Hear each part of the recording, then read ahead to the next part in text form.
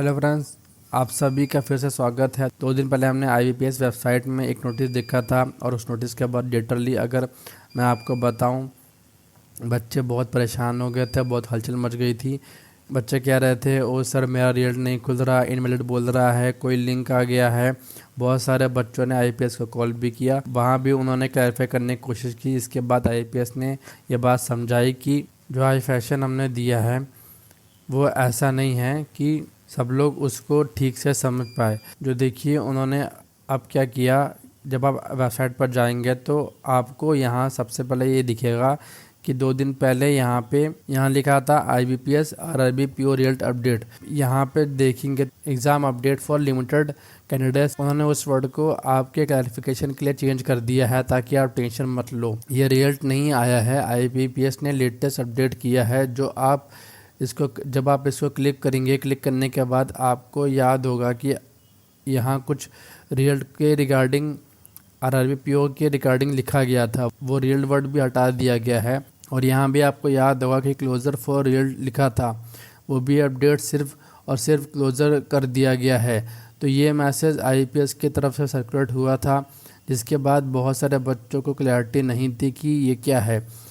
अपना roll number यहाँ enter करने के बाद उनको टेंशन हो रही थी कि मेरा इनवैलिड डिक्लेयर हो गया है, मतलब मेरा एग्ज़ाम क्वालिफाई नहीं हुआ है। तो इसको क्लियरिटी देने के लिए IBPS ने फाइनली वेबसाइट पे अपडेट कर दी है। मैंने परसों भी बहुत अच्छे से अपडेट किया था, आज फिर मैं क्लियर कर देता हूँ क्या था ये शोकेस नोटिस। ये मैसेज उन बच्चों के लिए भेजा गया था जिनको SMS और मेल के थ्रू अपडेट आया था।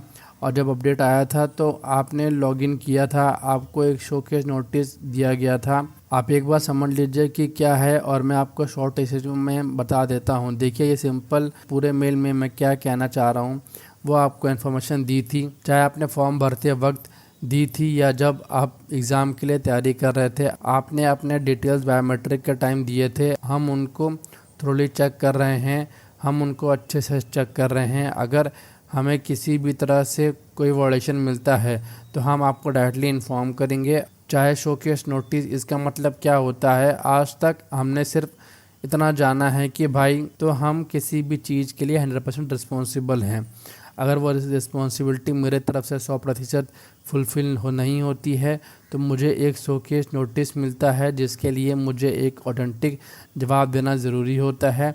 अगर वो ऑथेंटिक जवाब सारे फैक्ट्स के बेसिस पर सही पाया जाता है तो कोई प्रॉब्लम नहीं है, लेकिन अगर उसमें थोड़ा सा भी फ़र्क है, अगर आपको मिसमैच मिल रहा है, यहाँ एक वर्ड लिखा हुआ है, देखिए face penalty is through as cancellation of their candidate and qualification for future exam.